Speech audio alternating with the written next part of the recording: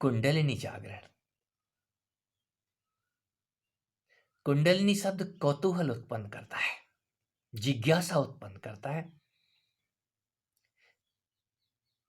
योग के साधकों को जब ध्यान में कुछ भी अनुभव नहीं आता तो उनको एक शब्द सुनने में आता है कि कुंडलिनी जगा लो। जब कुंडलिनी जग जाएगी तो हमें सब कुछ समझ में आ जाएगा। और कुंडलिनी जगाने के लिए जो भी उपाय शास्त्रों में वर्णित हैं या कोई कुछ बता देता है तो हम वैसा ही करने लग जाते हैं। और जिसने बताया है वो समय पे कभी उपलब्ध हो नहीं पाता, या हो भी जाता है तो उसको जितना पता है वो उतना ही बता के अलग हो जाएगा। क्यों? ये बहुत ही रहस्यपूर्ण, बहुत ही गोपनीय विज्ञान था कभी, और आज भी ये गोपनीय ही है। जिन मित्रों को भी उस कुंडलिनी के अनुभव आते हैं, मैं इतना ही कहूंगा कि वो आत्म जागरण का रास्ता है। और जब आप जागने लग जाते हैं, आप ही जागते हैं। आपका जो मन है, आपके तन के ऊपर जो भी हलचल होती है उसको पकड़ने लग जाता है। सबसे पहले इस तन के अंदर जो भी हलचल आती है ध्यान मार्ग के साधकों के लिए, ऐसे जानिए जब आप ध्यान में बैठे हैं, चाहे आप कुंभक कर रहे हैं, प्राणायाम कर रहे हैं, भस्त्रिका कर रहे हैं, या शांत होकर के ध्यान में बैठे हैं, तो शरीर में आपके हलचल होगी। ये हलचल किसी भी क्षण हो सकती है, सोते समय, जागते समय, चलते समय, बैठते या उठते समय, किसी भी समय कोई विशेष हलचल आपके तन पे हो सकती है। वो पहली हलचल, 5 तत्वों में से आपका तन 5 तत्वों का मेल है। आप तत्व नहीं है। अभी आप इन 5 तत्वों को साथ अपने को मिक्स ना करें। पहली बार इस तन के अंदर डिसबैलेंसिंग होती है। वो जल की भी हो सकती है,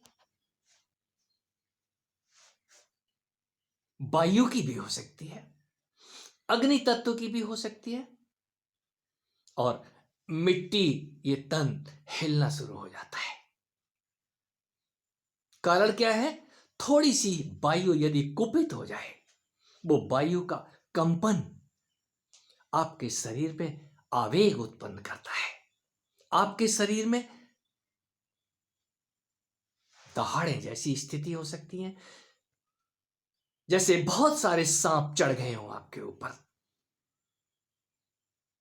और आपको लगेगा चारों तरफ से मुझे सांपों ने घेर लिया है। ये स्वप्न में भी हो सकता है, जाग में तो होता ही है। यदि स्वप्न में हो रहा है तो स्वप्न में होने के बाद एक क्षण आपको जाग में वो सब होना शुरू हो जाएगा, और वो सांप आपको भयभीत तो करेंगे ही, साथ में कुछ भी कर सकते हैं। आप यदि जागे रहे, यदि डरे नहीं, तो आपके साथ बहुत कुछ होगा। बहुत सारे संतों और जिज्ञासुओं से मिला हूं, उनके अनुभव, और साथ में मैं अपने अनुभव भी शेयर करता हूं। अपने अनुभवों से जोड़ के हर मेरी जो कुछ भी वार्ता है मेरे अपने अनुभव है। मेरे अपने अनुभव जब तक मेल नहीं खाते मैं उस बात को कहता नहीं हूं। मैं तब तक इंतजार करता हूं। यदि मेरे शब्दों में विरोधाभास है तो कहीं उस क्षण वही अनुभव मेरे ऊपर उतरा था, उससे मैं गुजर चुका था, तभी मैंने उस बात को कहा है। और आज जिस बात को कह पा रहा हूं तो उन अनुभवों से गुजरने के बाद ही कह रहा हूं। वो सर्पिणी जिसको हम कहते हैं सांप की जैसी ऊपर को चढ़ती है, वो सांप नहीं है, सांप की जैसी है। आप कोई भी आकार बना लें, हमारे चित्रों में आकार बना दिए गए सांप के जैसे, शेषनाग के जैसे। वो जैसे वैसी नहीं है, वो जैसी, जैसे हमने जैसे वर्ड लगाया है, जैसे और वैसे में फर्क है। आप खुद ही मनन कर लें।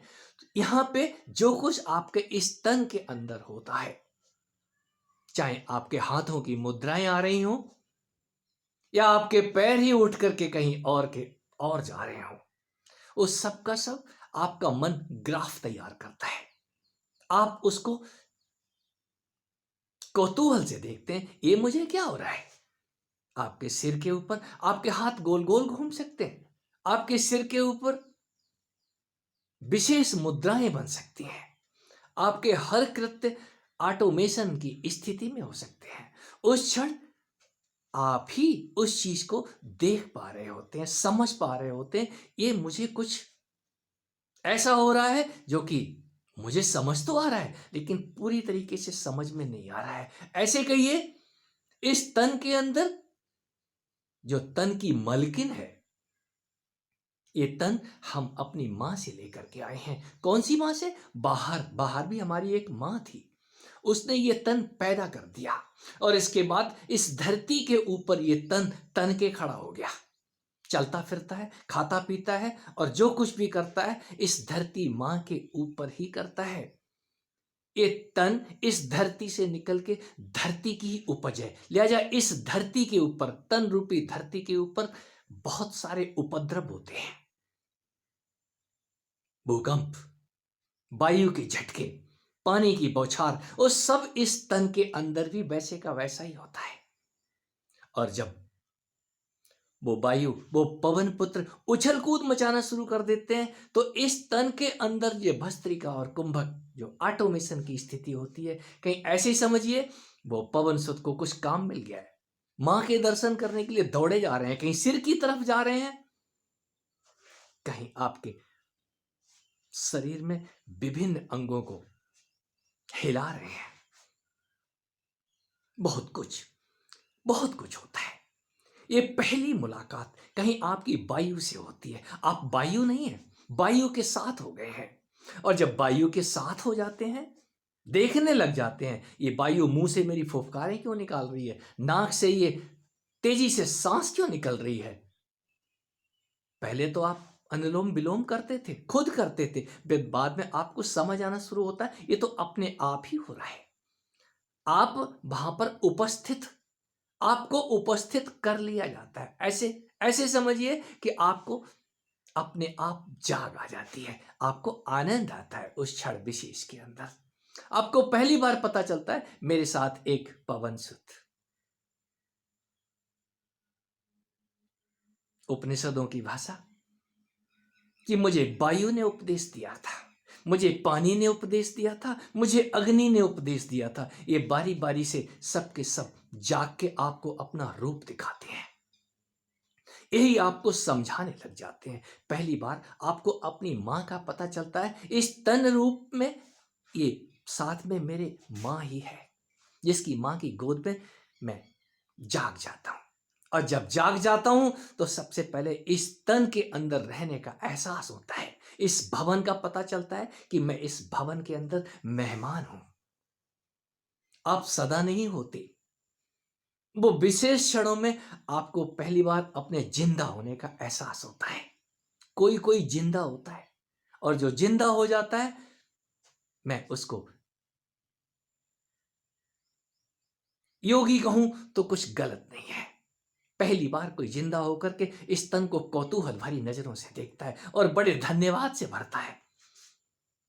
उसका योग शुरू हुआ है और इसके बाद बहुत लंबी यात्रा है। इतनी लंबी यात्रा है, कई तो पहले पड़ाव पे ही, मैं भी बरसों बरस उस पहले पड़ाव पे ही बैठा रहा, सब कुछ मिल गया, जो कुछ भी बोलता था वैसा ही हो जाता था और उसका नतीजा ये निकला कि हम अपने आप को ही सिद्ध समझ बैठे। ये सिद्ध बना। जब कोई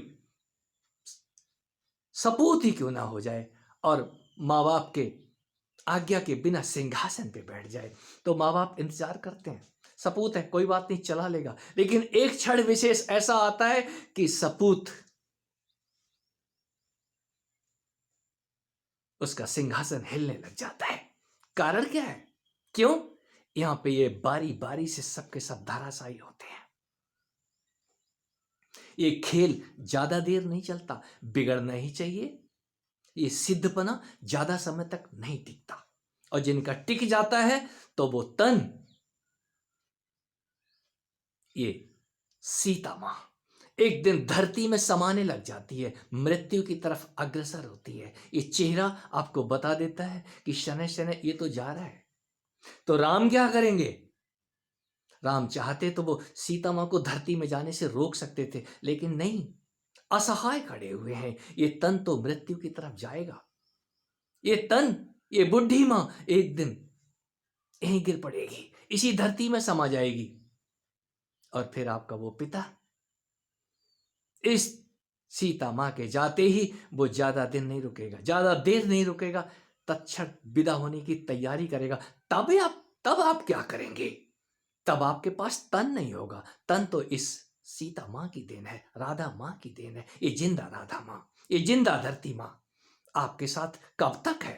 एक दिन ये विदा हो जाएगी। उससे पहले ये माँ बाप मरे, आप इनको मुक्त करो। कोई पुत्र ही अपने माँ बाप को जीते जी मुक्ति देता है। कहीं कृष्ण 12 साल के अंदर अपने माँ बाप को मुक्त कर देते हैं, जेल में आकर के, कंस को मार के, अपने सारे शक। हे अर्जुन, तू योगी हो, योग में तेरे सारे शक धराशायी हो जाएंगे।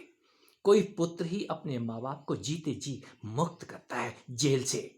अभी ये तन कैद में है, हमें समझ ही नहीं आ रहा ये किसकी कैद है। इतने शक हैं हमारे दिमाग के अंदर, वो शक जाए तो जाए कैसे? शक किसी योगी के शक जाते हैं, और शक जाते ही तब है, पहले तो मां से मुलाकात तो हो जाए। कहीं पवन सुत उस मां के दर्शन करवा देते हैं किसी योगी को, और जब वो मां इस तन के अंदर वो देख लेता है, ओह, मैं तो अपनी मां की गोद में ही चढ़ा हुआ हूं, और साथ में पिताजी भी है। पहली बार अपने सपूत होने का, पुत्र होने का उसको एहसास होता है, और वो आनंदित होता है। ये हाथ जुड़ते ही तब है, हम सब के सब पुत्र ही हैं। और जब हम पुत्र हैं तो अपने माँ बाप को पहचान के इस योग में उनके आशीर्वाद लें। ये तन के रहते रहते ही संभव है। तन जाने के बाद आपके पास फिर कुछ भी नहीं है। आप तब भी शून्य थे, आगे भी शून्य ही है। और पूर्ण होने के लिए इस तन के अंदर हमको जो अवसर मिला है माँ बाप के साथ होने का, कोई सपूत ही इस राजधर्म को निभाता है। अपनी चिता नहीं, बल्कि अपने माँ बाप को अपने कंधे पे ढोता है। ये तन, आपको पहली बार पता चलेगा इस तन की कीमत क्या है। इस तन की कीमत के लिए ही वो कुंडलनी जैसा शब्द है। वो कुंडलनी अपने वक्र खोलती है। वो शक्ति मां कहते हैं मूलाधार से उठती है। वो मूलाधार से उठती नहीं है, वो सोए हुए शिव को उठाने के लिए नीचे से ऊपर की तरफ लेके आती, क्योंकि उसका स्थान तो शीश पे है। वो तो शीश पे बैठी है। हमने देवी मां के मंदिर शिखरों पे बनाए हैं, पर्वतों के शिखर पे। आपके सिर के ऊपर भी जो ये पर्वत बना हुआ है, इस शिखर के ऊपर उस मां का स्थान है। वो मां की वो भग रूप से भग धारण करती हैं। वो भग और लिंग की जो स्थिति है आपके शीश के ऊपर है। वहां भग तो है, लेकिन लिंग कहीं नीचे लगा हुआ है। उस लिंग को उस जगह से उठा के वो ऊपर लेकर के आती है, बार बार ऊपर को खींचती है। यही वजह है हमने ऊर्ध्व रेता की बात की है। और जो भी जाग जाते हैं उनका नीचे से ऊपर की तरफ जो कुछ भी भाव होता है, दीपक की आग जलने के बाद ज्वालाएं ऊपर को उठती हैं, अग्नि जलने के बाद शिखाएं उसकी ऊपर को उठती हैं। और ऊपर को क्यों ना उठे? वो शक्ति मां, जिसकी वो शक्ति है, उसको उठा के अपने आगोश में लेती है। और आगोश में लेने के लिए हमने पर्वतों के शिखर पे आग दिखाई है। पर्वतों को यदि रात में भी देखना है ऊंचे शिखरों को, तो आपको सोने के जैसे ज्वलंतमान दिखाई देंगे, जलते हुए शिखर दिखाई देंगे। यदि ज्वालामुखी कहीं जल रहा है, उसका शिखर ही जलता है, ज्वालामुखी का बॉटम नहीं जलता। ये शिखर पे आग आपके भी, जो शिखर पे आग जल रही है, उस यानी और लिंग, जिसको मैं कहता हूं ज्योतिर्मय शिवालय, वो ज्योतियों के दर्शन आपको नसीब होते हैं। जलते हुए सूरज आपके शिखर के ऊपर है ही, और उसको जान लेने के बाद ही कोई योगी कहता है, मां तुझे प्रणाम, ये तन रूप मां तुझे प्रणाम, हे पिता तुम्हें प्रणाम। और जब कोई योगी अपने माँ बाप को दंडवत करके प्रणाम करता है, तो पिता और मां कभी अदृश्य नहीं होती। मैं इस कुंडलनी रहस्य को कोशिश भर की है, और मैं पूरा कह नहीं पाया हूं, कह नहीं पाऊंगा। सबको ये महात्म्य नसीब हो, मैं ऐसी प्रार्थना करता हूं, क्योंकि वही एक जानने योग्य है। उसको जानने के बाद ही आपके शक सदा के लिए चला जाएंगे।